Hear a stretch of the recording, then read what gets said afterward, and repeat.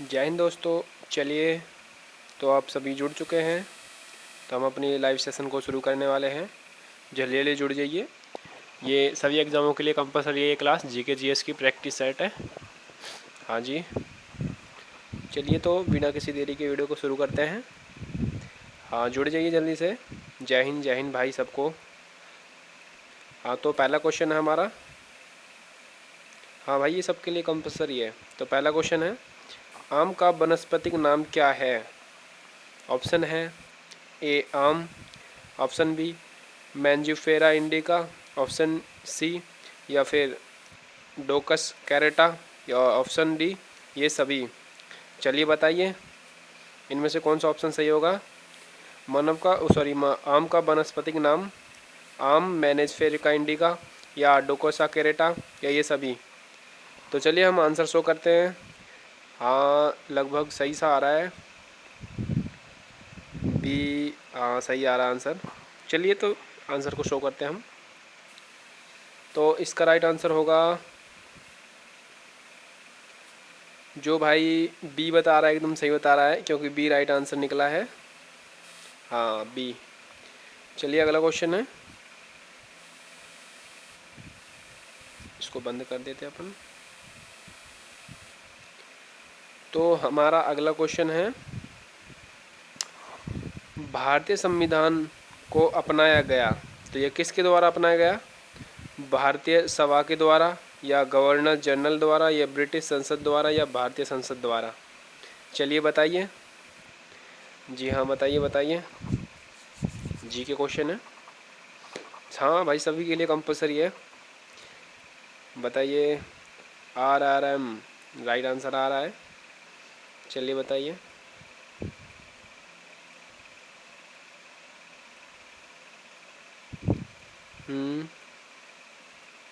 तो इसका right answer होगा, जो भाई ए बता रहा है सही बता रहा है। हाँ, भारतीय सभा द्वारा, संविधान के सभा द्वारा अपनाया गया संविधान। चलिए अगला क्वेश्चन है, एक बार शो करके दिखा देते हैं। देखो, ये ए राइट आंसर है। चलिए अगला क्वेश्चन है हमारा। तो अगला क्वेश्चन है, भारत की निम्नलिखित में से कौन सी नदी है जो डेल्टा नहीं बनाती है? डेल्टा नहीं बनाती है। ये गंगा नदी, गोदावरी नदी, महानदी या ताप्ती नदी? चलिए बताइए। तो जो गंगा है वो तो भारत की राष्ट्रीय नदी है, पवित्र नदी का दर्जा मिल चुका है इसको। गोदावरी वृद्ध गंगा है दक्षिण भारत की। महानदी उड़ीसा में है जो डेल्टा बनाती है। और ये ताप्ती नदी पता ही होगा आपको, ये अहमदाबाद साइड है। तो ये जो तीन है ये तो डेल्टा बनाती हैं, ये जो तीन है। और बची ये डी, जो ताप्ती बता रहा है वो एकदम सही बता रहा है, लगभग सही आ रहा है। हाँ, और जो भाई नया जुड़ा है तो वीडियो को लाइक और चैनल को सब्सक्राइब जरूर कर दें। चलिए आंसर शो करते हैं। वैसे तो डी आंसर लगा दिया है, कोई बात नहीं, शो कर देते हैं। ताप्ती नदी इसका राइट आंसर हुआ। चलिए अगला है। तो चौथा क्वेश्चन है, महात्मा बुद्ध ने अपना प्रथम उपदेश कहाँ दिया था? मथुरा में, ऑप्शन बी वैशाली में, ऑप्शन सी सारनाथ में, और ऑप्शन डी पाटलिपुत्र में? चलिए बताइए, अपना प्रथम उपदेश कहाँ दिया था पहला? हाँ भाई, निवेदन है सबसे, जो भाई जुड़ चुका है बहुत बहुत धन्यवाद उसका। और जो अगर कोई नया भाई जुड़ा है तो वीडियो को लाइक और चैनल को सब्सक्राइब जरूर कर दें, क्योंकि हम तुम्हारे सब्सक्राइब की वजह से ही मोटिवेशन होते हैं और बड़ी बड़ी वीडियो बना के लाते हैं जो आपके एग्ज़ाम में बार बार से पूछे जाते क्वेश्चन। हाँ जी, चलिए बताइए। हाँ सही आ रहा है, ये तो सही है, सबका ही सही है। सारनाथ सारनाथ सबके ही सही आ रहा है। बी, सॉरी सी आंसर, सी सही बता रहे हैं। हाँ, सी सबका ही सही है। चलिए एक बार शो कर लेते हैं। तो इसका आंसर सी है, सारनाथ। चलिए अगला क्वेश्चन है, पांचवा है। तो पांचवा क्वेश्चन है हमारा, संविधान में मान्यता प्राप्त भाषाओं की संख्या कितनी है? जिनको राष्ट्रीय भाषा, सॉरी जिनको मान्यता प्राप्त है जिस भाषा को, तो वो 8 भाषा हैं, 18 भाषा है, या 20 भाषा है, या 22 हैं? चलिए बताइए, कितनी भाषाओं को मान्यता प्राप्त है? चलिए चलिए, बताइए बताइए। तो वो, हाँ लगभग सही सा आ रहा है। सही है सही है। तो इसका राइट आंसर होगा आपका डी डी डी। हाँ डी आ रहा है, RRM डी आ रहा है। चलिए, तो जो भाई डी बता रहा है वो सही आंसर बता रहा है 22। और जो पहले संशोधन हुआ था उसमें 18 राष्ट्रीय भाषा थी, अब हो चुकी हैं 18, सॉरी 20। चलिए एक बार आंसर शो करते हैं। डी राइट आंसर है। चलिए अगला क्वेश्चन है। तो अगला है हमारा, सॉरी ये वाला ना।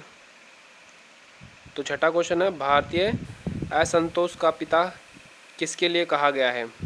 जो असंतोष है, लाला लाजपत राय, विपिन चंद्र पाल, बाल गंगाधर तिलक या महात्मा गांधी? चलिए बताइए, चलिए बताइए बताइए।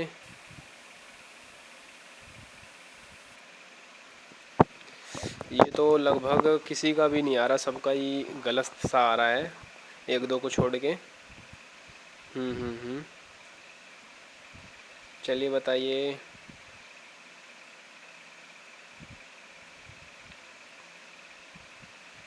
तो इसका राइट आंसर होगा सी। हाँ सी आ रहा है। सी जो भाई बता रहा है बाल गंगाधर तिलक, वो राइट बता रहा है। चलिए आंसर शो करते हैं एक बार। सी एकदम राइट आंसर है, बाल गंगाधर तिलक। चलिए आगे बढ़ते हैं। अगला क्वेश्चन है, सातवां क्वेश्चन है हमारा। तो सातवां है, सुभाष चंद्र बोस किस अधिवेशन में कांग्रेस के अध्यक्ष बने थे? तो लाहौर अधिवेशन में, कोलकाता अधिवेशन, या हरिपुरा अधिवेशन, या नागपुर अधिवेशन? चलिए बताइए, किस अधिवेशन में सुभाष चंद्र बोस अध्यक्ष बने थे? ऐसे क्वेश्चन पेपर में बहुत परेशान करते हैं, इसलिए इनको ज़रूर याद करना। अगर कोई भाई जो नया जुड़ा हो तो उसके लिए बहुत बहुत धन्यवाद, और जो हम पहले से ही सब्सक्राइब कर रहा है उसके लिए तो और भी धन्यवाद। यदि वीडियो पसंद आ रही तो वीडियो को लाइक ज़रूर कर दें।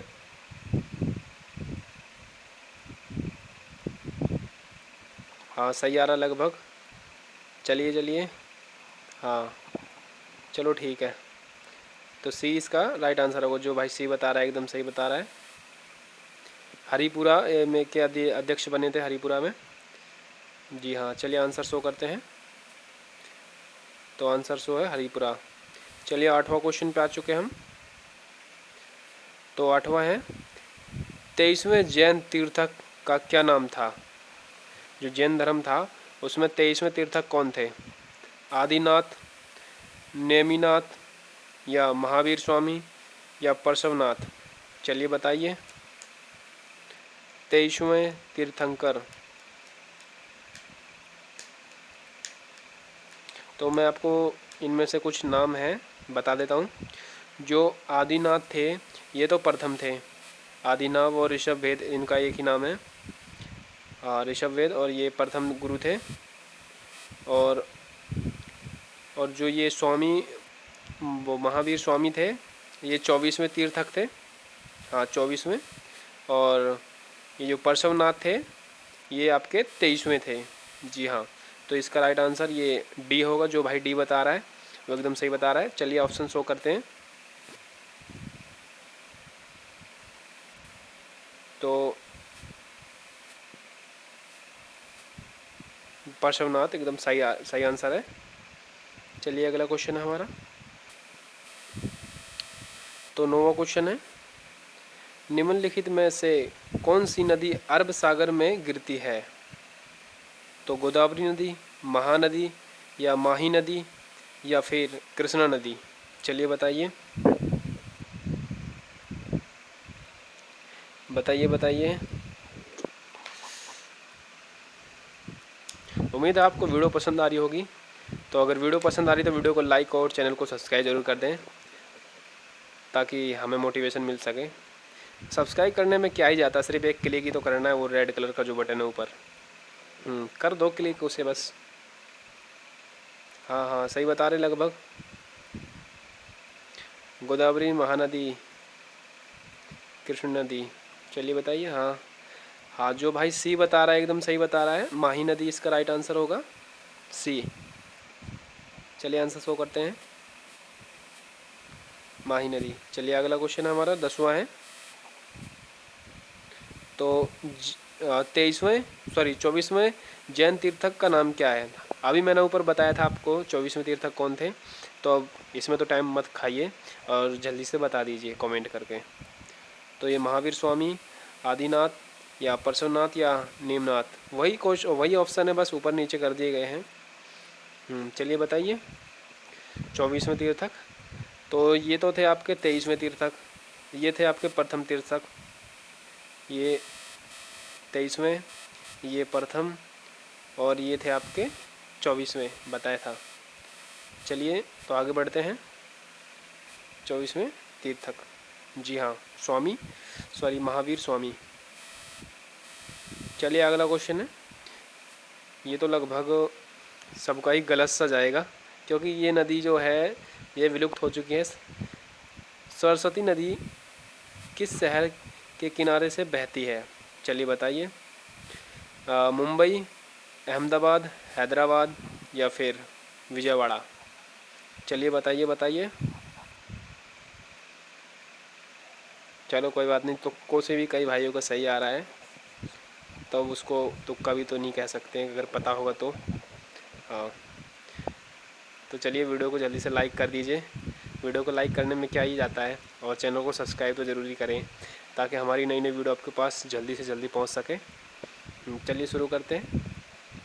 हाँ हाँ, तो इसका हाँ लगभग बी आ रहा है। चलिए चलिए, तो आंसर शो करते हैं अपन। बी एकदम सही राइट आंसर है।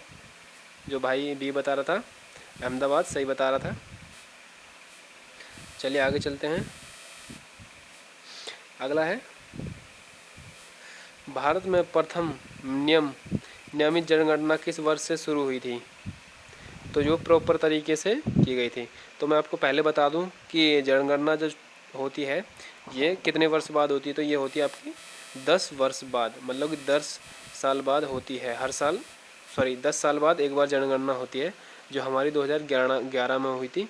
कोरोना काल की वजह से 2011 के बाद अभी तक नहीं हुई है, तो अब की बार होगी तो बता दी जाएगी। चलिए तो बताइए, ऑप्शन है आपका 1871, 1881 या 1891 या 1901 में जो प्रथम जनगणना हुई थी। चलिए बताइए। वैसे हुई तो थी बहुत सारी, पर वो अंग्रेज के काल में हुई थी, पर ये पूछा भारत की जो प्रथम जनगणना हुई थी, इसमें सिर्फ भारतीय चुने गए थे। तो जो भाई इसमें, हाँ बी बी बी सही आ रहा है। चलिए आंसर शो करते हैं, बी इसका राइट आंसर ही है वैसे तो। बी एकदम सही राइट आंसर है। चलिए आगे बढ़ते हैं। तो अब हम आ चुके हैं 13वें पे। 13वां है, हीराकुंड बांध किस नदी पर स्थित है? जी हाँ, हीराकुंड बांध। तो ये उड़ीसा नदी पर है, या झारखंड नदी पर है, या उत्तराखंड या पश्चिम बंगाल। चलिए बताइए।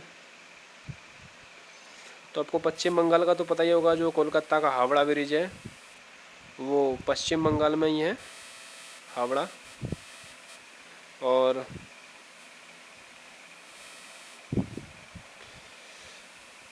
मैं आपको ये सतलज जो है ये आपका, सॉरी ज़्यादा मोटा हो गया ये,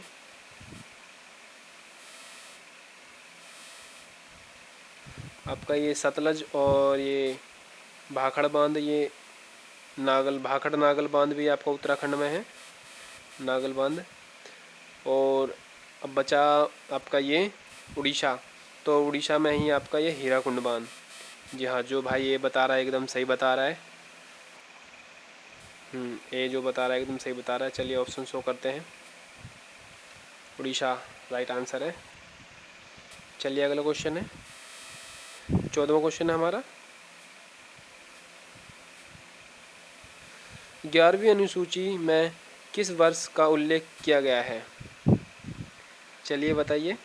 जो 11वीं अनुसूची है इसमें कितने विषयों का उल्लेख किया गया है? 23 विषय का, 28 विषय का, 17 विषय का या 29 विषयों का? चलिए बताइए बताइए। हाँ, डी डी डी आ तो रहा है। हाँ, डी राइट आंसर आ रहा है। तो हाँ, कुछ होगा तो गलत आ रहा है, पर कोई बात नहीं। चलिए तो इसका राइट आंसर होगा हमारा डी, जो भाई बता रहा है। चलिए एक बार आंसर शो कर लेते हैं। हाँ, डी 29 विषयों का उल्लेख किया गया 11वीं अनुसूची में। चलिए अगला क्वेश्चन है, 15वां क्वेश्चन है हमारा। प्लासी के युद्ध में सिराजुद्दौला के साथ विश्वासघात करने वाला सेनापति कौन था? जो विश्वासघात करी उसने। तो Mira Zafar, option B Mira Qasimi, option C Mira Madan या ऑप्शन डी मोहनलाल। चलिए बताइए। तो इसका राइट आंसर आ रहा है, सही आ रहा है। तो इसका राइट आंसर होने वाला है हमारा, हाँ बताइए बताइए। अगर वीडियो आपको पसंद आ रही तो वीडियो को लाइक और चैनल को सब्सक्राइब जरूर कर दें। निवेदन है जो भाई नया जुड़ चुका है या फिर जो जुड़कर जा रहा है, ऐसा ना करें, ताकि हमें लगेगा कि हमारी वीडियो में कुछ कमी है जब तो जा रहे हैं। तो कमेंट करके बता दीजिए क्या कमी है, अगली बार से सुधार कर देंगे। हाँ, तो इसका भाई जहाँ बी ए सही आ रहा है। मीरा जफ़र, हाँ जो मीरा जफ़र बता रहा है सही बता रहा है। मीरा जफ़र ने प्लासी के युद्ध में विश्वासघात किया था। हाँ चलो, अगर प्लासी का युद्ध आपको नहीं पता है तो बता देते हैं। तो इसका युद्ध हुआ था आपका 1757 में, बंगाल के सिराजुद्दौला के साथ हुआ था। और उसमें नवाबों के साथ हुआ था ये, और ये इसमें विश्वासघात इसने करी थी। तो जब ये हार चुका था, वरना हारने वाला नहीं था ये। सॉरी, 1757 है, मैंने ये 1759 लिख दिया। प्लासी का युद्ध हुआ था। और इसमें भी कंफ्यूज हो जाते हैं। 1764 में जो हुआ था आपका बक्सर का युद्ध हुआ था, क्योंकि कई भाई कंफ्यूज होते हैं इसमें 1764 और 1782 में। चलिए अगला क्वेश्चन है हमारा 16वां। चलिए आंसर शो कर लेते हैं। हाँ, मीरा जफ़र एकदम राइट आंसर है। चलिए अगला क्वेश्चन है, 16वां क्वेश्चन है हमारा।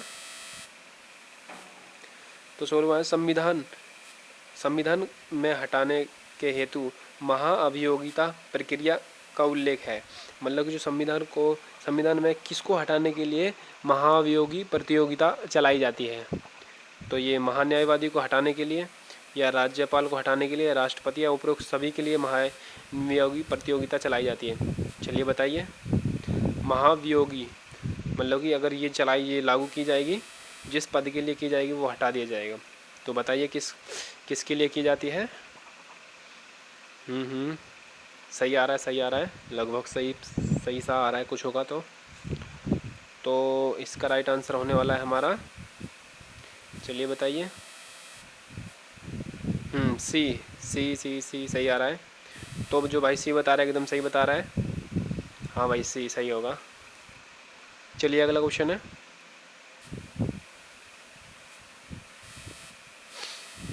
अगला है, मौर्य साम्राज्य की स्थापना किसने की थी? अशोक ने, चंद्रगुप्त मौर्य ने, बिंदुसार ने, या वृद्धदत्त ने? तो चलिए बताइए।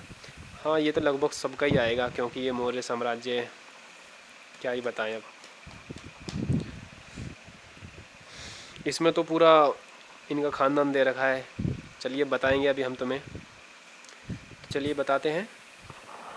ये जो मौर्य साम्राज्य था, तो उनके संस्थापक तो ये थे, ऑप्शन बी जो बता रहा है एकदम सही बता रहा है। और इनके जो बेटा थे, चंद्रगुप्त बेटा के थे बिंदुसार। जी हाँ, बिंदुसार, जो भाई बता रहा है बिंदुसार इसका बेटे थे। और इसका बेटा था ये अशोक। अगर आपको समझ में नहीं आ रहा हो तो अलग से डायग्राम बना देंगे। और इसका जो बेटा था, अशोक का बेटा था ये वृद्धदत्त। हाँ, तो सबसे पहले था चंद्र, और फिर उसके बाद था बिंदुसार, फिर उसके बाद था अशोक, और फिर इसके बाद था बृहद्रथ जो अंतिम था, क्योंकि जो कलिंग युद्ध हुआ था ना, तो इसमें अशोक ने युद्ध करना छोड़ दिया था और धर्मों का प्रचार करना शुरू कर दिया था, तो इसलिए इसने युद्ध छोड़ दिया। तो इसकी जो संतान हुई तो उसने भी युद्ध नहीं करा, क्योंकि जैसा पिता होता है वैसे ही औलाद भी होती है। तो इसको युद्ध करना नहीं आता था, और इसलिए ये बाहर से जो आए और इसका जो मौर्य साम्राज्य था उसका तहस नहस कर दिया और पराजित हुई। तो यहाँ पे मौर्य साम्राज्य का अंत हो गया। फिर इसके बाद दूसरा साम्राज्य की स्थापना हो चुकी थी। हाँ, तो कलिंग युद्ध जो आपका हुआ था ये 262 ईसा पूर्व में हुआ था, सॉरी 262 BC में हुआ था। चलिए अगला क्वेश्चन है। हाँ, एक बार आंसर शो कर लें। चंद्रगुप्त मौर्य साम्राज्य के संस्थापक। चलिए अगला क्वेश्चन है। चलिए हाँ, अगर वीडियो पसंद आ रही तो वीडियो को लाइक तो कर ही दें यार, इतना सब कुछ कर रहे हैं आपके लिए, और चैनल को सब्सक्राइब भी कर दें। तो ये है महाभियोगी प्रक्रिया के दौरान, अच्छा मैंने उसका आंसर बता दिया था आपको, राष्ट्रपति था महाभियोगी वाला, मैं भूल ही गया। चलिए कोई नहीं। महाभियोगी प्रक्रिया के किस संसद से आरंभ की जा सकती है? चलिए बताइए, तो किस संसद से की जा सकती है महाभियोगी प्रतियोगिता? लोकसभा से, राज्यसभा से, या किसी भी सदन से, या इनमें से कोई नहीं? चलिए बताइए।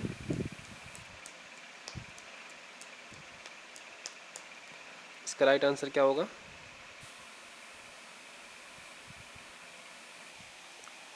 चलिए तो बताइए, ये महाभियोगी प्रक्रिया किस पद से की जाती है आरंभ?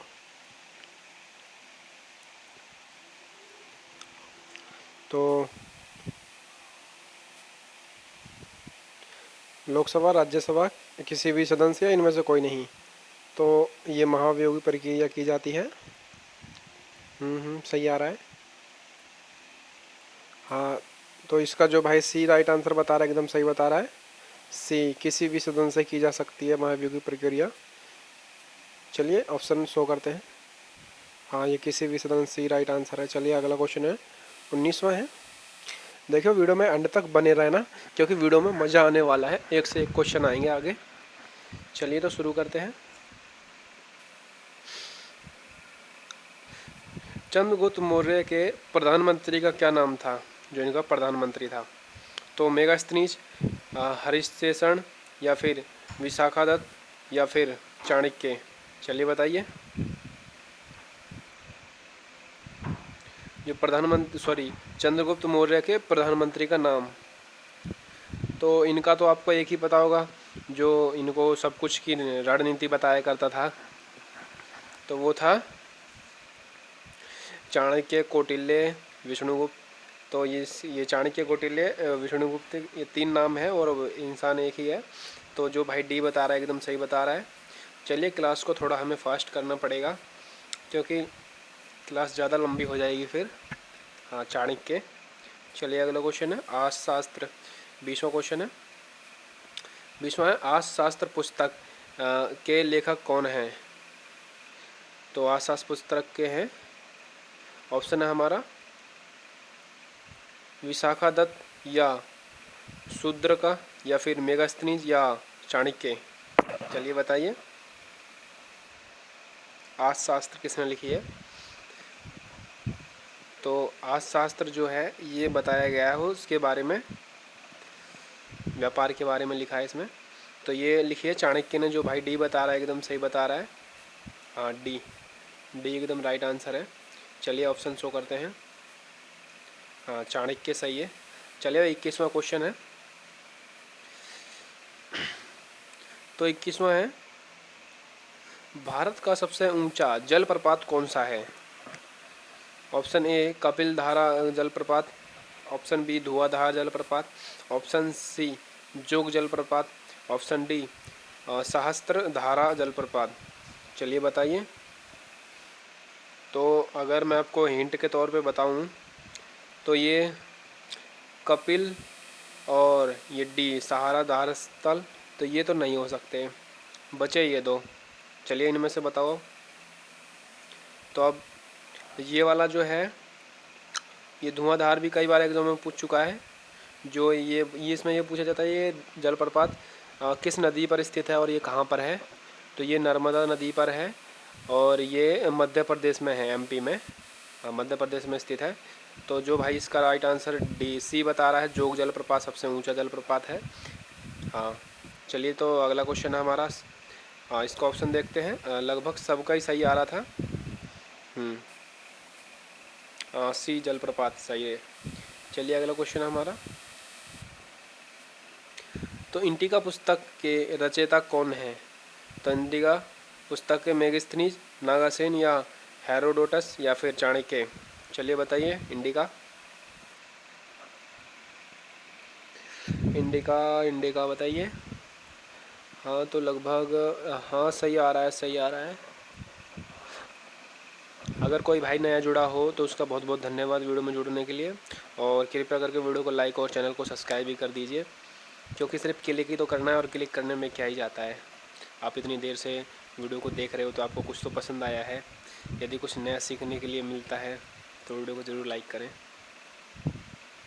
तो इसका राइट आंसर होगा आपका ए, जो भाई बता रहा है मेगास्थनीज इंडिका पुस्तक है ए। जो भाई ये बता रहा है एकदम सही बता रहा है। ऑप्शन शो करते हैं मेगास्थनीज। चलिए अगला क्वेश्चन है, 23वां क्वेश्चन है हमारा।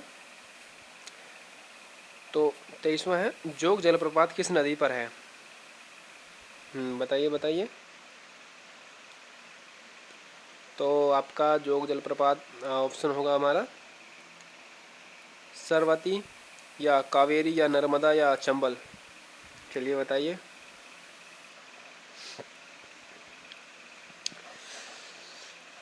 हाँ सही आ रहा है, ये तो सबका ही लगभग सही आ रहा है, क्योंकि इसमें एक ही नदी लग रही है जो हो सकती है, तो वो है आपकी सी। हाँ सी लगभग सबका ही सही आ रहा था। जो भाई सी बता रहा है एकदम सही बता रहा है।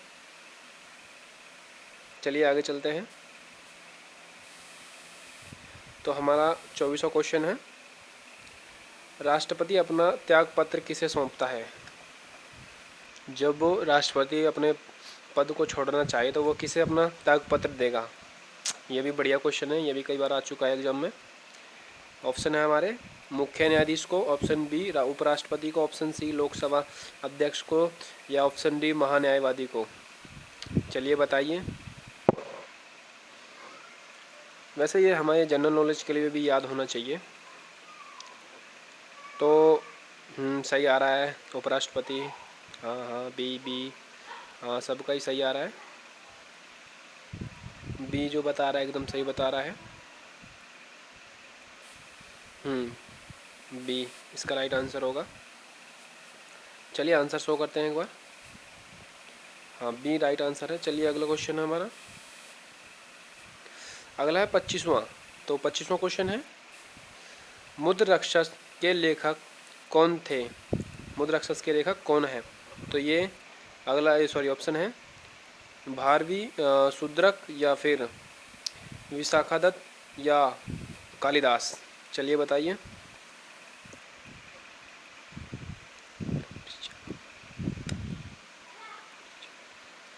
चलिए बताइए।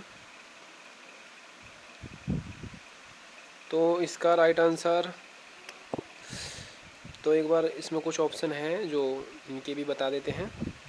जो आपके कालिदास है ये अभिज्ञान शाकुंतलम के लेखक हैं, और अभिज्ञान शाकुंतलम मतलब बहुत सारी हैं, अब ये कहाँ लिखवाऊँ। और ये मृगमरीचा जो है इनके राइट आंसर, मृगमरीचा के लेखक ये शूद्रक हैं। और बचा आपका सी, तो ये सी एकदम राइट आंसर होगा। चलिए ऑप्शन अगला क्वेश्चन है। अगला है हमारा, सरदार सरोवर परियोजना किस नदी पर है। तो ये ऑप्शन है ताप्ती नदी पर है, गोदावरी पर है, नर्मदा पर या कृष्णा नदी पर। हाँ अगर वीडियो आपको पसंद आ रही तो वीडियो को लाइक और चैनल को सब्सक्राइब जरूर कर लें, ताकि कुछ हमारी वीडियो से नया सीख सको आप। यदि आपको लगता है कि हाँ कुछ नया सीखने के लिए मिल रहा है तो ज़रूर लाइक कर लें, सॉरी सब्सक्राइब कर लें, क्योंकि सब्सक्राइब करने में क्या ही जाता है, इसके कोई पैसे नहीं लगते हैं, बस क्लिक ही करना है। तो चलिए आपका आंसर ताप्ती तो आपको बता ही दिया था, जो डेल्टा नहीं बनाती है। गोदावरी दक्षिण भारत की वृहद गंगा है। नर्मदा जो नदी है इसके किनारे सरदार परियोजना है। और ये कृष्ण नदी ये कर्नाटक साइड जो है ये उसके किनारे बसा हुआ है, उधर ही बहती है। चलिए दक्षिण साइड। तो इसका राइट आंसर जो भाई सी बता रहा है, सी नर्मदा एकदम सही बता रहा है। चलिए तो अगला क्वेश्चन है, आंसर शो कर लो बेशक। सी है। तो चलिए अगला क्वेश्चन है, राष्ट्रपति का कार्यकाल होता है। आपको ये तो पता होगा राज्यसभा और लोकसभा का कार्यकाल कितना कितना होता है, पर ये बताओ कि राष्ट्रपति का कार्यकाल कितना होता है, 3 वर्ष का या फिर 4 वर्ष का या 5 वर्ष का या 6 वर्ष का। चलिए बताइए। ये जैसे कि लोकसभा का होता है आपका 5 वर्ष का, ठीक है, और जो राज्यसभा होती है इसका होता है आपका 6 वर्ष का। तो चलिए बताइए कि राष्ट्रपति का कार्यकाल कितना होता है, जल्दी से बताइए। हाँ आ तो रहा है कईयों का राइट आंसर। पहले तो आपको ये भी तो पता होना चाहिए कि ये लोकसभा के अंडर वो लोकसभा में आते हैं या राज्यसभा में।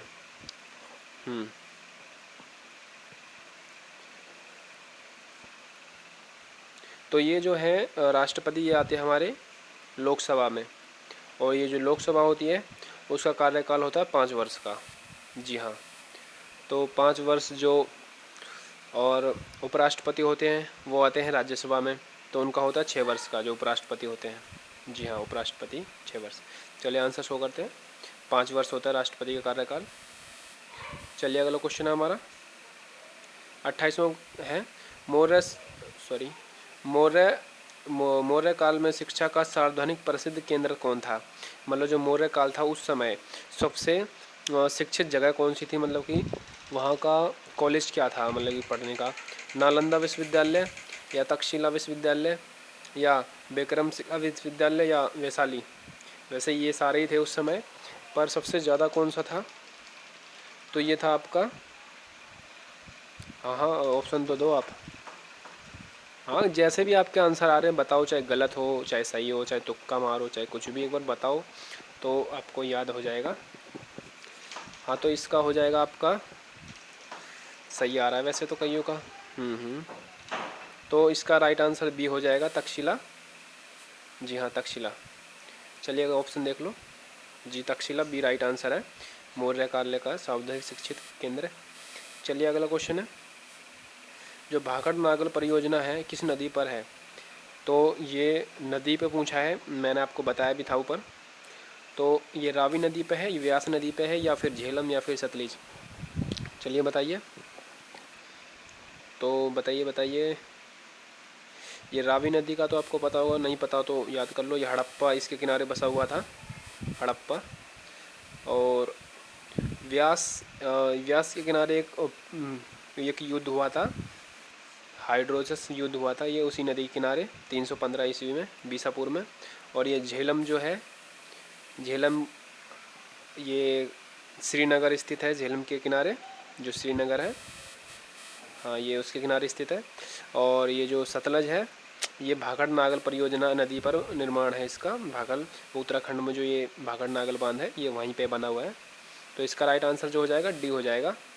जी हाँ, जो भाई डी बता रहा है एकदम सही बता रहा है। चलिए एक बार आंसर शो करते हैं। हाँ सतलज डी राइट आंसर है। चलिए अगला क्वेश्चन है हमारा, तो भारत में कोई व्यक्ति कितनी बार राष्ट्रपति बन सकता है। तो कोई व्यक्ति कितनी बार बन सकता है राष्ट्रपति, ये तो लगभग सबका ही पता होगा यार, जनरल अवेयरनेस। 1 बार 2 बार 3 बार या कितने भी बार। देखो ये तो भारत का अधिकार है, मौलिक अधिकारों में से भी एक है कि वो भारत का नागरिक है, तो वो कितनी बार भी बन सकता है, इसमें कोई संदेह नहीं है। अगर जब तक उसमें हिम्मत है तो वो कितनी बार भी बन सकता है। इसकी उम्र एज जो आपको पता है ये 35 वर्ष के बाद होती है, कितनी भी बार भी कर सकता है राष्ट्रपति बनने की उम्र। जो अगर नहीं पता है तो याद कर लो, 35 वर्ष बाद कोई भी इंसान राष्ट्रपति बन सकता है कितने भी बार। तो चलिए अगला क्वेश्चन है। हाँ एक बार शो कर लो कितने भी बार, डी राइट आंसर है इसका। चलिए अगला क्वेश्चन है, ये कलिंग का जो मैंने आपको ऊपर बताया भी था, चलिए देखते हैं कौन एंड तक जुड़ा है, अब तक जुड़ा है वीडियो में। कलिंग का युद्ध कब हुआ था, चलिए बताइए कलिंग का युद्ध कब हुआ था। चलिए बताइए। और 326 बीसवीं ईसा पूर्व में, या 305 ईसा पूर्व में, या 261 ईसा पूर्व में, या 216 ईसा पूर्व में?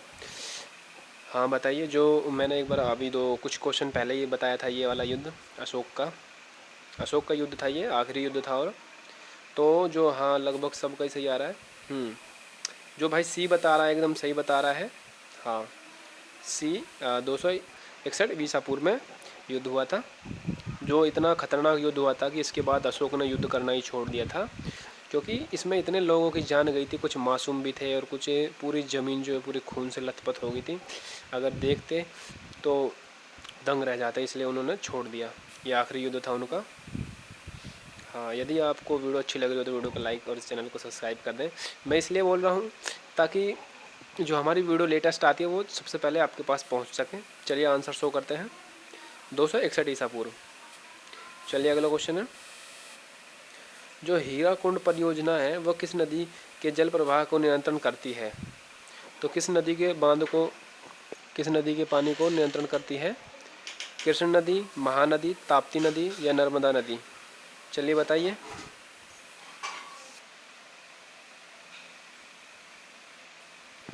चलिए बताइए तो। हाँ सही आ रहा है। तो जो हीराकुंड बांध है, ये बांध उड़ीसा में है। उड़ीसा में स्थित है ये।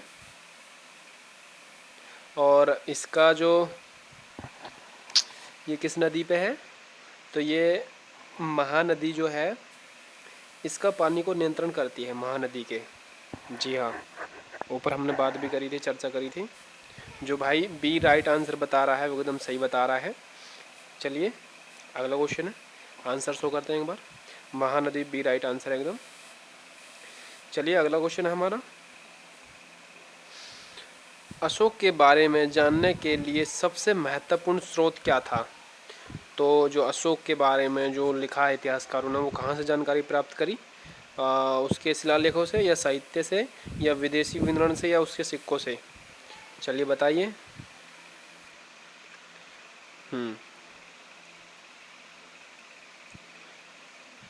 चलिए आंसर दीजिए। सही आ रहा है, सही आ रहा है।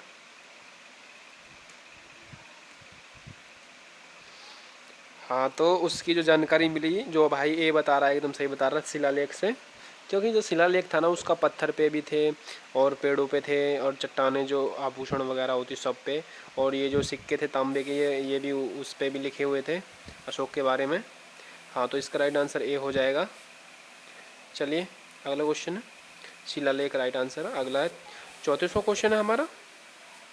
34वां है, भारत का वह राज्य जहाँ सार्वजनिक बाघ पाए जाते हैं।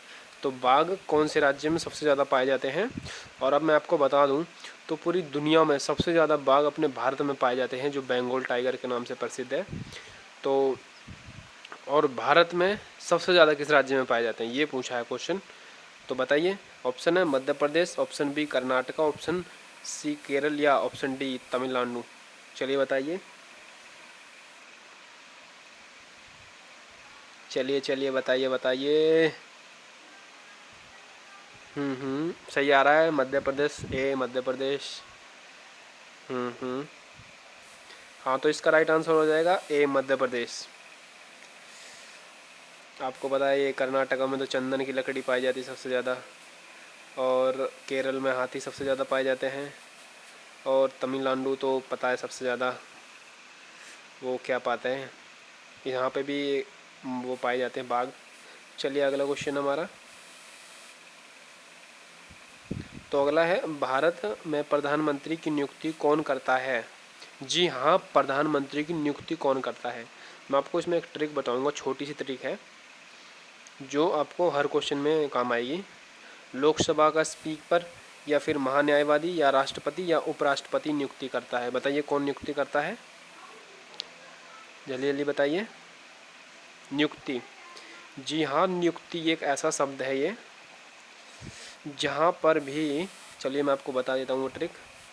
बस वीडियो को लाइक और चैनल को सब्सक्राइब कर देना इस ट्रिक के लिए, कुछ नया सीखने के लिए मिल रहा हो तो आपको।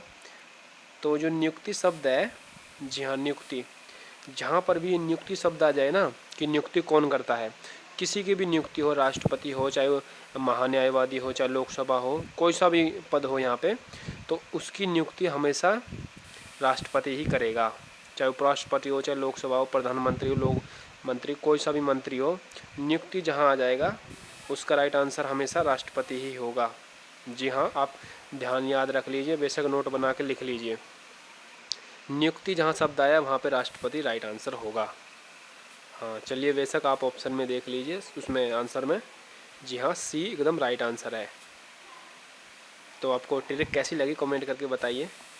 चलिए अगला क्वेश्चन है हमारा, भारत का वह राज्य जहाँ सार्वजनिक हाथी पाए जाते हैं। हाँ हाँ, ये तो अभी ऊपर ही बताया, असम, कर्नाटक, केरल, तमिलनाडु।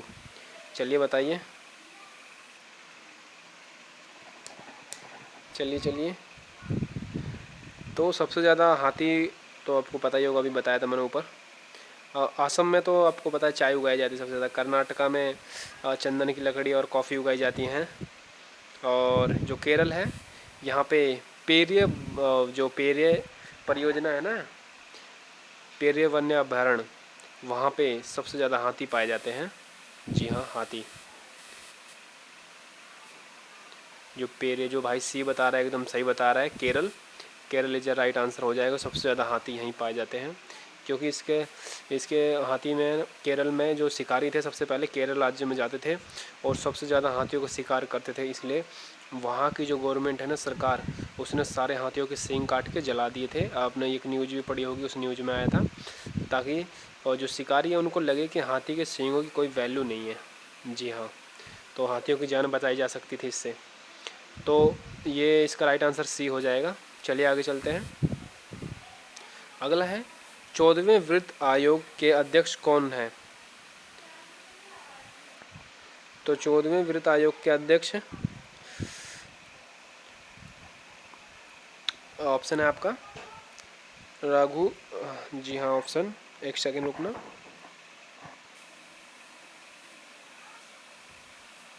जी हाँ, तो हमारे ऑप्शन है रघुराम राजन, या उर्जिम पटेल, या फिर वाई रेड्डी, या फिर विमल जलन। चलिए बताइए। और वर्तमान के जो वित्त आयोग हैं, तो वो आपके निर्मला सीतारमण हैं। हाँ, अगर आपको पता नहीं हो तो सीतारमण लगा देना, पीछे याद कर लेना, सीतारमण, निर्मला सीतारमण वर्तमान में है। और जो 14वें थे, तो ये थे आपके, हाँ सी लगभग सब कई सा सही आ रहा है। जी हाँ, सी एकदम राइट आंसर हो जाएगा। सी। चलिए अगला क्वेश्चन है, वाई रेड्डी 14वें वित्त आयोग अध्यक्ष हैं। जी हाँ, चलिए अगला क्वेश्चन है हमारा, तो भारत में गेहूं का सर्वाधिक उत्पादन करने वाला राज्य कौन सा है। तो ये तो जाहिर सा सबको ही पता होगा, जो बड़ा राज्य होगा उसमें ही सबसे ज़्यादा उत्पादन और सबसे ज़्यादा सब कुछ होगा उसमें ही। तो पंजाब, हरियाणा, उत्तर प्रदेश या मध्य प्रदेश। चलिए बताइए। तो आपका इसमें बता देते सब कुछ। जो पंजाब है, इसमें तो सबसे पहले गेहूं उगाया गया था। अगर कहीं पूछा जाए आपसे गेहूं सबसे पहले कहाँ उगाया गया था, तो पंजाब में। और जो हरियाणा है, हरियाणा में तो आपको पता ही है, हरियाणा और राजस्थान में सबसे ज़्यादा बाजरा उगाया जाता है। हाँ जी हाँ, बाजरा, बाजरा तो आप जानते होंगे ना, बाजरा। हाँ, बाजरा। और और ये मध्य प्रदेश है, मध्य प्रदेश में सोयाबीन सबसे ज़्यादा उगाया जाता है। जी हाँ, सोयाबीन सबसे ज़्यादा उगाया जाता है। और बचा आपका उत्तर प्रदेश, तो उत्तर प्रदेश में गेहूं और गन्ना सबसे ज़्यादा उगाया जाता है। जी हाँ, गेहूं और गन्ना। और एथलेटिक्स की बात की जाए खिलाड़ियों की, तो ये हरियाणा में सबसे ज़्यादा है खिलाड़ी। जी हाँ, हरियाणा खिलाड़ी सबसे ज़्यादा है। तो इसका राइट आंसर जो भाई सी बता रहा है, एकदम सही बता रहा है। जी हाँ, सी। चलिए आगे अगला क्वेश्चन हमारा, तो अगला क्वेश्चन है, भारतीय नेपोलियन किस भारतीय शासक को कहा जाता है। मतलब कि जो भारत का नेपोलियन किसे कहा जाता है, इसमें कई बार ऐसे भी क्वेश्चन आते हैं। तो ऑप्शन है हमारे चंद्रगुप्त, विक्रमादित्य को, या अशोक मौर्य को, या समुद्रगुप्त को, या फिर कनिष्क को। बताइए बताइए। तो जाहिर सी बात है, इसका राइट आंसर होगा अपना, बताइए। तो इसका राइट आंसर हो जाएगा हमारा समुद्रगुप्त को। जो भाई सी बता रहा है एकदम सही बता रहा है, समुद्रगुप्त को भारत का नेपोलियन कहा जाता है। जी हाँ, भारत का नेपोलियन, सी राइट आंसर। चलिए अगला क्वेश्चन है 40वां है हमारा। 40वां है, पंचतंत्र के लेखक कौन थे? जो पंचतंत्र थे ये किसने लिखी थी? कौटिल्य ने, विष्णुगुप्त ने, विष्णु शर्मा ने, या कालिदास ने, या हर्ष ने? चलिए बताइए। तो कौटिल्य ने तो आपकी अर्थशास्त्र लिखी थी, आपको पता हो तो, ऊपर बताई थी। और हर्षचरित ने कादम्बरी और हर्षचरिता लिखी हर्ष ने तो। और मेघदूत, अभिगम, शाकुंतलम ये सब कालिदास ने लिखी। जी हाँ, कालिदास ने लिखी। और जी हाँ, तो इसके राइट आंसर होंगे हमारे पंचतंत्र के होंगे विष्णु शर्मा। जो भाई सी बता रहा है एकदम सही बता रहा है, विष्णु शर्मा। सॉरी सी नहीं, बी राइट आंसर होगा। आंसर शो करते हैं जी, विष्णु शर्मा सही है। चलिए अगला क्वेश्चन है हमारा।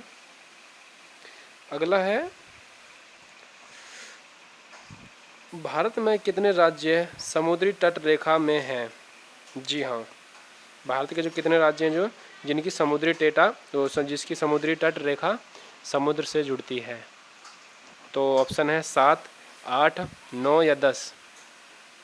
चलिए बताइए। हम थोड़ा क्लास को थोड़ा फास्ट करेंगे क्योंकि टाइम भी ज़्यादा हो रहा है अब। चलिए बताइए। चलिए तो हाँ, जल्दी थोड़ा फास्ट करते हैं हम। तो इसका राइट आंसर हो जाएगा हमारा सी। जो भाई सी बता रहा है 9 राज्य की सीमाएं समुद्र से लगती हैं। हाँ, तो चलिए आगे चलते हैं। तो अगला क्वेश्चन है हमारा, संयुक्त राष्ट्र बैठक को बुलाने की शक्ति किसके निहत होती है? मतलब कि जो बैठक जो लगा दे संयुक्त राष्ट्र की, तो वो शक्ति किसके पास होती है? राज्यसभा के पास, या राष्ट्रपति के पास, या लोकसभा स्पीकर के पास, या उपराष्ट्रपति के पास? चलिए बताइए। जी हाँ, बताइए बताइए। तो हमारा इसका राइट आंसर होगा, जी हाँ, जो भाई बी राइट आंसर बता रहा है एकदम सही बता रहा है। लगभग भाइयों का सही राइट आंसर आ रहा है बी। हाँ, राष्ट्रपति इसका सही आंसर हो जाएगा।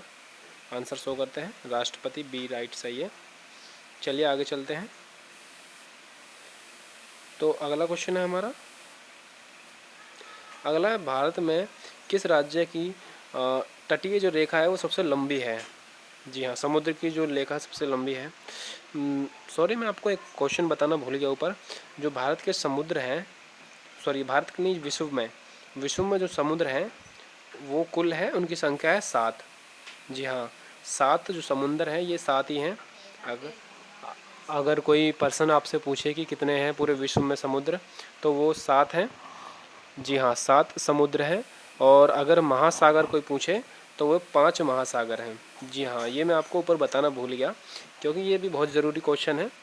जी हाँ, और ये क्वेश्चन और इसका जो सबसे लंबी तटीय रेखा किसकी है? महाराष्ट्र की, तमिलनाडु की, गुजरात की, आंध्र प्रदेश की? चलिए बताइए।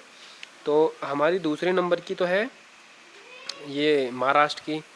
और आंध्र प्रदेश की जो अगर दक्षिणी से आपके पूछ ले, सॉरी पश्चिमी साइड से पूछे तो ये सबसे लंबी है आंध्र प्रदेश की, पश्चिम साइड से पूछे।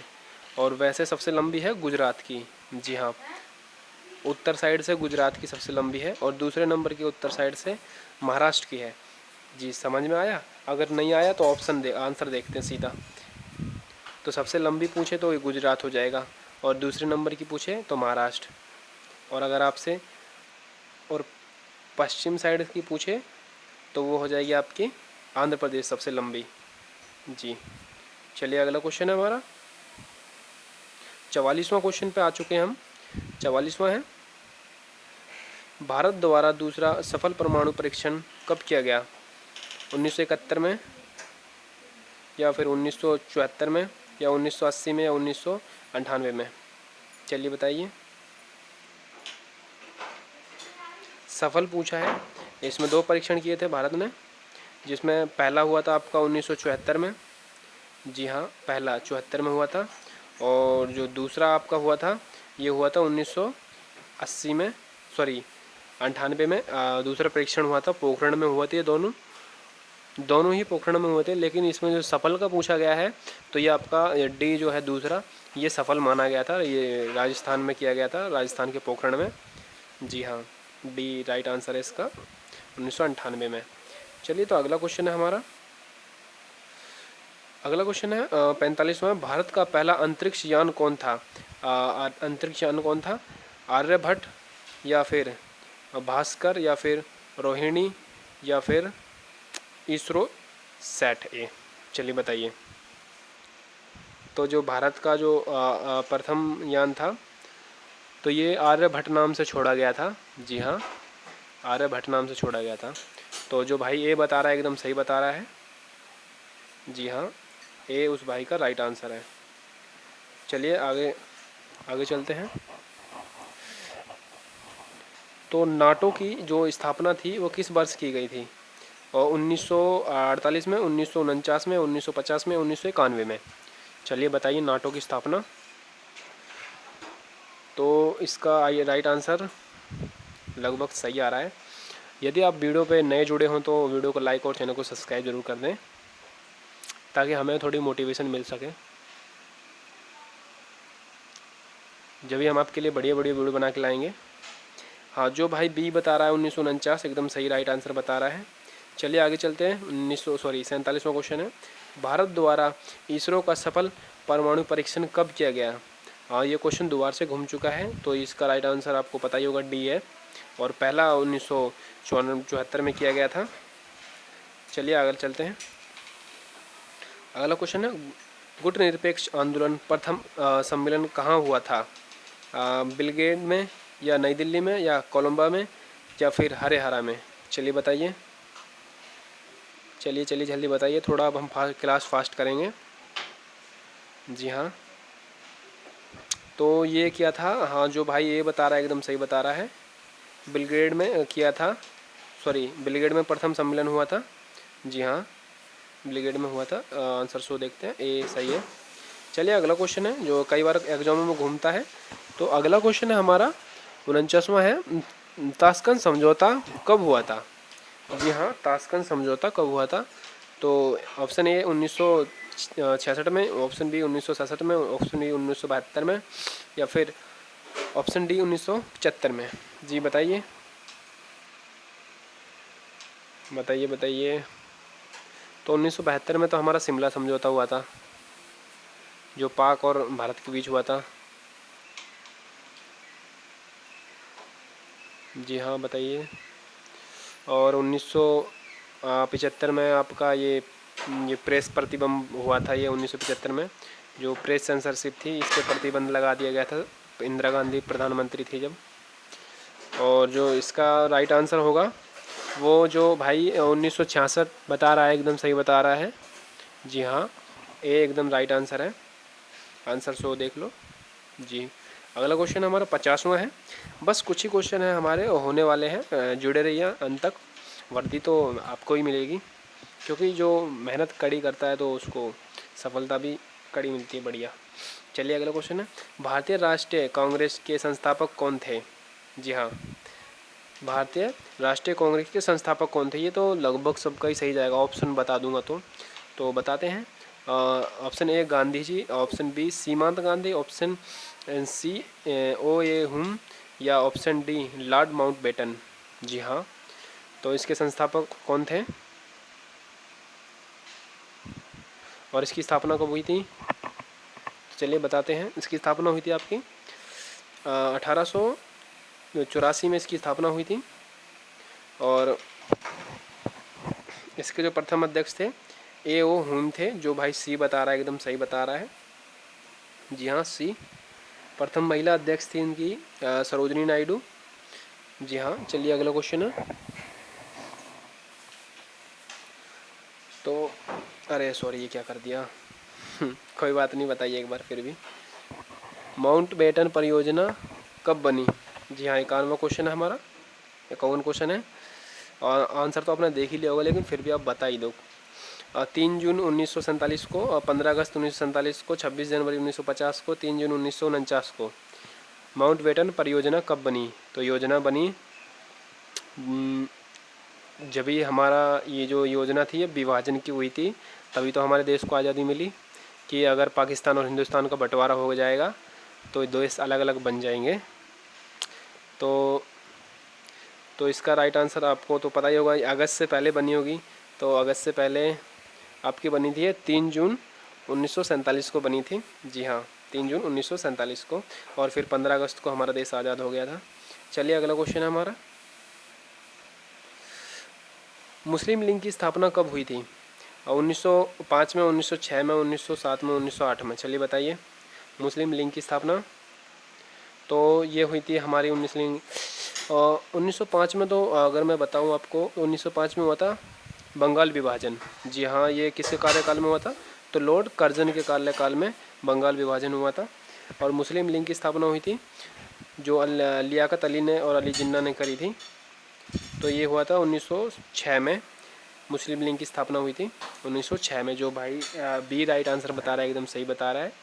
जी हाँ, अगर वीडियो में आप एंड तक जुड़े हैं तो उसके लिए बहुत बहुत धन्यवाद। अगर कोई नया जुड़ा हो कोई भाई तो वीडियो को लाइक और चैनल को सब्सक्राइब जरूर कर दें। जी हाँ, चलिए अगले क्वेश्चन पे। अगला क्वेश्चन है हमारा, मैकमोहन रेखा कहाँ है? जम्मू कश्मीर में, अरुणाचल प्रदेश में, उत्तर प्रदेश में, या फिर असम में? चलिए बताइए। जम्मू कश्मीर कह रहा हूँ मैं। मैकमोहन रेखा, तो जो आपकी LOC है वो तो जम्मू कश्मीर में है। LOC उरी जिसके नाम से कहते हैं। और इधर क्या बताएं, इधर तो असम राइफल लग गया है। तो बचा आपका अरुणाचल प्रदेश, जो चीन और भारत के बीच लगती है मैकमोहन रेखा। जी हाँ, तो इसका राइट आंसर हो जाएगा आपका बी। जो भाई बी बता रहा है एकदम सही बता रहा है। चलिए तो अगला क्वेश्चन है, अगला है हमारा क्वेश्चन, सीमांत गांधी नाम से किसे पुकारा जाता है? जो सीमांत गांधी है इस नाम से किसको पुकारा जाता है?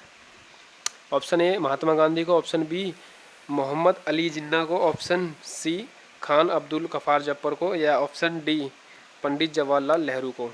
चलिए बताइए, मोहम्मद अली जिन्ना को, अब्दुल गफ्फार जफर खां को, या फिर पंडित जवाहरलाल नेहरू को। चलिए बताइए किसको पुकारा जाता है सीमांत गांधी के नाम से? तो लगभग सबका ही थोड़ा सही सा आ रहा है और कईयों के तुक्के आ रहे हैं, सही है जो भी है। तो हमारा इसका राइट आंसर सी हो जाएगा, अब्दुल गफ्फार जफर को सीमांत गांधी के नाम से जाना जाता है। चलिए 55वां क्वेश्चन है हमारा, 55 कंप्लीट हो चुके हैं हमारे। जय जवान जय किसान का नारा किसने दिया था? ये तो सबका ही सही जाना चाहिए यार। तो सुभाष चंद्र बोस ने, लाल बहादुर शास्त्री, पंडित जवाहरलाल नेहरू, या फिर अटल बिहारी वाजपेयी। चलिए बताइए। चलिए आज हम चारों के नारों का नाम बताते हैं आपको। तो तुम मुझे खून दो मैं तुम्हें आज़ादी दूंगा, ये सुभाष चंद्र बोस का है। और पंडित जवाहरलाल नेहरू का है, जय जवान, सॉरी ये तो लाल बहादुर शास्त्री का, जय जवान जय किसान का नारा। इसकी थी पंडित जवाहरलाल नेहरू को डिस्कवरी ऑफ इंडिया एक पुस्तक का नाम है। और अटल बिहारी वाजपेयी का था जय जवान जय किसान और जय विज्ञान का नारा, इसका था अटल बिहारी वाजपेयी का। जी हाँ, जो भाई बी बता रहा है एकदम सही बता रहा है। चलिए अगला है, चलिए अब कुछ नए क्वेश्चन सीख ले जाएं। तो हमारे नए हैं, श्वेत क्रांति का संबंध किससे है? तो ये फूल उत्पादन से, शहद उत्पादन से, दूध उत्पादन से, या तिलहन उत्पादन से? चलिए बताइए। श्वेत क्रांति, जी हाँ, श्वेत से तो आपको पता ही चल रहा होगा, सफ़ेद कौन सा होता है? तो इसमें जो भाई सी बता रहा है एकदम सही बता रहा है, दूध उत्पादन से। जी हाँ, दूध उत्पादन से, सी एकदम राइट आंसर है। जी हाँ, चलिए अगला क्वेश्चन है हमारा, श्वेत क्रांति का जनक किसे कहा जाता है? चलिए ये बताओ, आपने ये तो बता ही दिया होगा। तो ऑप्शन है वर्गीज कुरियन को, एस स्वामीनाथन को, या नर्मला बोलन को, या फिर CV महलन नौसर्व को। चलिए बताइए श्वेत क्रांति का जनक। हाँ जल्दी से ऑप्शन दीजिए। हाँ लगभग सबका ही सही सा आ रहा है। जो भाई अगर एंड तक जुड़ा हो तो उसके लिए बहुत धन्यवाद है। और अगर कोई नया जुड़ा हो तो कृपया करके वीडियो को लाइक और चैनल को सब्सक्राइब कर दीजिए ताकि हमें मोटिवेशन मिल सके। और हम अच्छी अच्छी वीडियो बना के लाएँ आपके लिए अगली बार से। जी हाँ, और हाँ, एक बार कमेंट करके आप ये और बता दो आप कौन से ट्रेड की तैयारी कर रहे हो, तो उसी हिसाब से आपको अगली बार क्वेश्चन लेके आएंगे। जल्दी से बताओ आप कौन से ट्रेड से हो, किस ट्रेड की तैयारी कर रहे हो, बीएसएफ की कर रहे हो या फिर आर्मी की या एसएससी।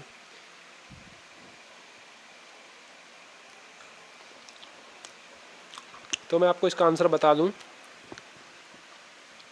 तो जो भाई वर्गीस कुरियन बता रहा है ए एकदम सही बता रहा है, वर्गीस कुरियन राइट आंसर रहेगा, श्वेत क्रांति के जनक। और जो हरित क्रांति है वो एस.एन. स्वामीनाथ है इसके जनक। चलिए अगला क्वेश्चन है, ऑपरेशन फल किससे संबंधित है। जो फोल्ड है ऑपरेशन वो किससे संबंधित, अनाज से, दूध से या फूल से या तिल से। ये थोड़ा नया क्वेश्चन है तो इसका राइट आंसर मैं ही बता देता हूँ थोड़ा जल्दी। तो इसका होगा आपका दूध उत्पादन से। जी हाँ, दूध उत्पादन से, ऑप्शन फोल्ड। अगला क्वेश्चन हमारा 59 क्वेश्चन है, असीरगढ़ का किला कहाँ स्थित है। जो असीरगढ़ का किला है वो कहाँ पर स्थित है। ऑप्शन है नरसिंहपुर में, ऑप्शन बी उज्जैन में, ऑप्शन सी बुरहानसनपुर में या फिर डी सतन में। चलिए बताइए।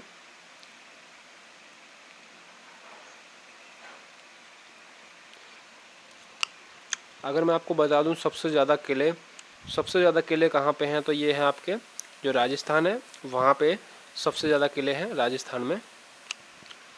और इसका राइट आंसर हो जाएगा सी, जो भाई बता रहा है एकदम सही बता रहा है, बुरहानपुर में। जी हाँ। चलिए अगला क्वेश्चन है हमारा, 60 क्वेश्चन पे पहुंच चुके हैं हम। वीडियो आपको पसंद आ रही है तो वीडियो को लाइक और चैनल को सब्सक्राइब कर दें। मध्य प्रदेश सावधानी किस क्षेत्र में पाई जाने वाली मिट्टी कौन सी है। मध्य प्रदेश में सावधानी मिट्टी कौन सी पाई जाती है, काली मिट्टी, जलोढ़ मिट्टी, लाल मिट्टी या लेटराइट मिट्टी। चलिए बताइए, मध्य प्रदेश में कौन सी मिट्टी पाई जाती है। तो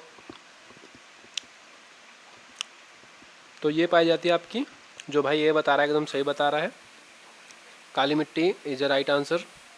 जी हाँ, काली मिट्टी सबसे ज़्यादा पाई जाती है मध्य प्रदेश में।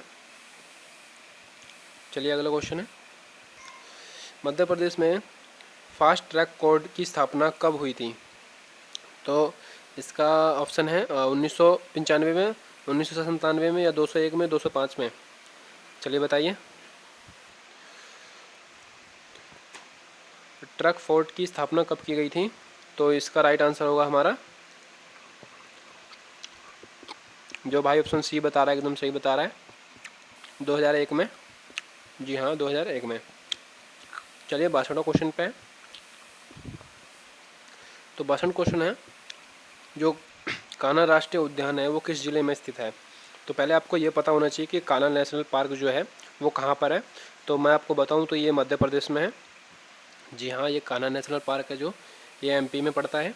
अब उसमें ये पूछा है कि ये किस राज्य में है, सॉरी और इसमें किस ज़िले में है। तो ऑप्शन है हमारे शिवपुरी में या साहवाडोरा में या मंडला में या पन्ना में। तो पन्ना में तो आपको पता है हीरे सबसे ज़्यादा पाए जाते हैं मध्य प्रदेश में जो है। और इसका राइट आंसर हो जाएगा सी, जो भाई बता रहा है, मंडलावा। तो ये एकदम राइट आंसर है सी, ये वन्य राष्ट्रीय उद्यान कान्हा। चलिए अगला क्वेश्चन है, तो माध्यमिक शिक्षा मंडल का कार्य कहाँ पर है। तो सांची में, भोपाल में या गुना में या फिर जबलपुर में। चलिए बताइए। तो ये थोड़े नए क्वेश्चन हैं, इसमें मैं ही बता देता हूँ, इसका राइट आंसर भोपाल हो जाएगा। चलिए अगला क्वेश्चन है हमारा, अगला क्वेश्चन है, मानव शरीर की सबसे छोटी हड्डी कौन सी है। नाखून है, जबड़ा है, स्टेपिस है या नाक की हड्डी। चलिए बताइए, मानव शरीर की सबसे छोटी हड्डी पूछा है। वैसे ये क्वेश्चन कई बार घूम चुका है एग्जाम में। बताइए, जबड़े की हड्डी तो सबसे मजबूत होती है, ये तो आपको भी पता होगा। जो स्टेपिज है ये कान की होती है, जो दोनों साइड होती हैं। जी हाँ, तो सी जो एकदम राइट बता रहा है, एकदम सही बता रहा है, सी आंसर होगा इसका। जी हाँ। चलिए 65वां क्वेश्चन है हमारा, 65वां, मानव शरीर की सबसे लंबी हड्डी कौन सी है। जी हाँ, ये थोड़ा बायोलॉजी से पूछ लिया है। तो सबसे लंबी हड्डी ऑप्शन है हमारे स्टेपिज या फुलबेन या फिर टीबिया या फिर फीमर। चलिए ये तो आप बता दोगे, जो जांघ की हड्डी होती है सबसे लंबी होती है और इसका नाम है फीमर। और ये जो टीबिया होती है ये घुटने में पाई जाती है। और स्टेपिज आपके कान में पाई जाती है, और फूड बेकर ये जबड़े में पाई जाती है। चलिए अगला क्वेश्चन है 66वां है, मनुष्य में पाचन क्रिया कहाँ से आरंभ होती है। इसने ये पूछा है जो मनुष्य में शरीर में कहाँ से भोजन पचना शुरू हो जाता है, मलाशय से, आमाशय से, मुख से या पावक से। चलिए बताइए। तो ये कहाँ से आरंभ होती है, और ये पूर्ण पाचन मैं बताऊँ आपको तो ये होता है छोटी आंत में सबसे पूरा भोजन पक जाता है, बड़ी आंच में अर्धपचित भोजन होता है। और अगर शुरू आपको नहीं पता है तो मैं बताता हूँ, टेंशन मत लीजिए। तो इसका राइट आंसर सी हो जाएगा। जी हाँ, जो भाई सी एकदम बता रहा है, एकदम राइट बता रहा है। वैसे कईयों का राइट आंसर था। चलिए अगला क्वेश्चन है हमारा, दूध और प्रोटीन को पचाने वाला एंजाइम कौन सा है। तो ये उसका ऑप्शन है पेटिसन या ट्रेपिसन या रेरिन या फिर एरोपीसन। चलिए बताइए, दूध और प्रोटीन को कौन सा एंजाइम पचाता है। तो ये तो अलग से ही जो दिख रहा है ना वही है, आपको अलग ऑप्शन सी दिख रहा होगा। कई भाइयों ने तो तुरंत ही बता दिया था। जी हाँ, रेरियन इसका राइट आंसर है, दूध और प्रोटीन को पचाता है।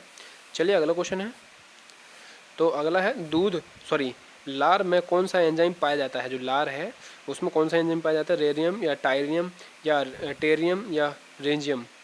जी हाँ, ये भी सबसे जो अलग दिख रहा है इसका वही राइट आंसर होगा। जी हाँ, वैसे कई तो बता रहे हैं। चलिए बताइए। हाँ जो भाई सही आ रहा है। अगर वीडियो में मज़ा आ रहा हो तो वीडियो को लाइक कर ही दीजिए, क्या जा रहा है यार क्लिक करने में।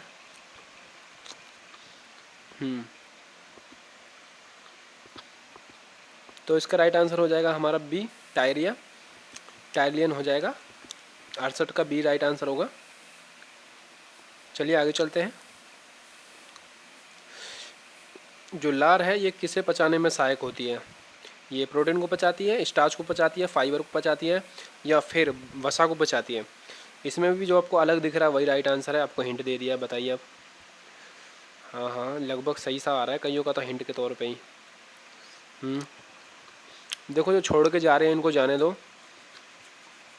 क्योंकि अगर इस वीडियो से अगर आपको कुछ भी नया सीखने के लिए मिलता है तो आगे आपके चल के काम आएगा वो। आप किसी भी ट्रेड से हो, सभी ट्रेड के लिए कंपलसरी, सब में यही क्वेश्चन पूछे जाते हैं। बेशक आप किताब खरीद के देख लेना कोई से भी, सब में यही क्वेश्चन भरे पड़े होंगे। चाहे आप आर्मी के ले लो, चाहे SSGD की, कोई से भी ट्रेड के लो, सब में यही क्वेश्चन है, घुमा फिरा के यहीं आनी बात। जी हाँ, तो इसका राइट आंसर होगा हमारा बी, स्टार्च को पचाती है लार। चलिए अगला क्वेश्चन है, अगला है सर्वप्रथम रक्त परिसंचरण तंत्र की अध्यक्षता किसने की थी। तो ये ऑप्शन है लॉन्स्टीन ने या कार्बोवर्ग ने या ब्राउन ने या हार्विन ने। तो जो रक्त परिसंचरण तंत्र था तो इसकी हो जाएगी आपकी हार्विन ने। चलिए अगला क्वेश्चन है, अगला है पेरिस मेकर का संबंध किससे है, गुर्दे से, दिमाग से, फेफड़े से या हृदय से। चलिए बताइए। पेरिस मेकर का संबंध है, तो चलिए आप ऑप्शन को कमेंट में बताइए एक बार। जी हाँ, हमारे यहाँ पे 70 क्वेश्चन कंप्लीट हो चुके हैं। जो अगर शुरू से जुड़ा होगा तो भाई उसने तो बाकी के मुकाबले सबसे ज़्यादा ज्ञान प्राप्त कर लिया होगा। तो इसका राइट आंसर हो जाएगा हमारा डी, हृदय से संबंधित है पेरिस मेकर का संबंध। चलिए आगे चलते हैं। अगला क्वेश्चन है, स्वस्थ मनुष्य में प्रति मिनट हृदय धड़कन होती है तो 1 मिनट में 58 बार धड़कता है, या 67 बार धड़कता है, या 72 बार, या 90 बार धड़कता है एक स्वस्थ व्यक्ति। तो ये तो सबको ही पता होगा, क्योंकि भाई सबके पास ही दिल है तो जब भी यहाँ बैठे हैं पढ़ने के लिए। और अगर जिसके पास दिल नहीं होगा तो वो वीडियो को लाइक नहीं करेगा। भाई दिल है तो वीडियो को लाइक और चैनल को सब्सक्राइब तो कर ही दो आप, क्योंकि यार बहुत मेहनत लगती है वीडियो बनाने में। तो इसका राइट आंसर 72 हो जाएगा। 72 बार जो भाई सी बता रहा है, सही बता रहा है। चलिए अगला क्वेश्चन है हमारा, रक्त में लाल निम्नलिखित में किसके कारण होता है। जो रक्त का लाल रंग किसके कारण होता है, प्लाज्मा के कारण, हीमोग्लोबिन, या RBC के कारण, या WBC के कारण। तो जो हीमोग्लोबिन होता है इसके कारण ही लाल रक्त होता है। जी हाँ, ये आपसे ये भी पूछा जाएगा कि लाल रक्त में क्या पाया जाता है, तो हीमोग्लोबिन पाया जाता है, जब भी तो लाल रक्त होता है। चलिए अगला क्वेश्चन है हमारा। तो अगला क्वेश्चन है, मानव शरीर का रक्त बैंक कहा जाता है? किसे कहा जाता है? प्लीहा को, या फिर यकृत को, या हृदय को, या किडनी को? जो मानव का रक्त बैंक, सबसे ज़्यादा रक्त कहाँ होता है? तो ये होता है हमारा, जी हाँ, ए सही बता रहे हो, सही बता रहे हो। चलिए जो भाई ए बता रहा है एकदम सही बता रहा है, प्लीहा। जी हाँ, प्लीहा को मानव का रक्त बैंक कहा जाता है। चलिए अगला क्वेश्चन है, लाल रक्त कणिकाओं का उत्पन्न कहाँ से होती हैं? जी हाँ, ये कहाँ से उत्पन्न होती है? तिल्ली से, या विकर्ण से, या यकृत से, या अस्थि मज्जा से? तो ये कहाँ से उत्पन्न होती है? चलिए बताइए, जल्दी से बताइए बस। अब बस क्लास ख़त्म होने वाली है, हमारे 80 क्वेश्चन कंप्लीट होने वाले हैं। जी हाँ, 80, मात्र 5 क्वेश्चन और बचे हैं। तो इसका जो राइट आंसर जो भाई डी बता रहा है, वैसे कई सही बता रहे हैं, सबके लिए धन्यवाद। जी हाँ, डी, अस्थि मज्जा में लाल रक्त का निर्माण होता है। चलिए अगला क्वेश्चन है,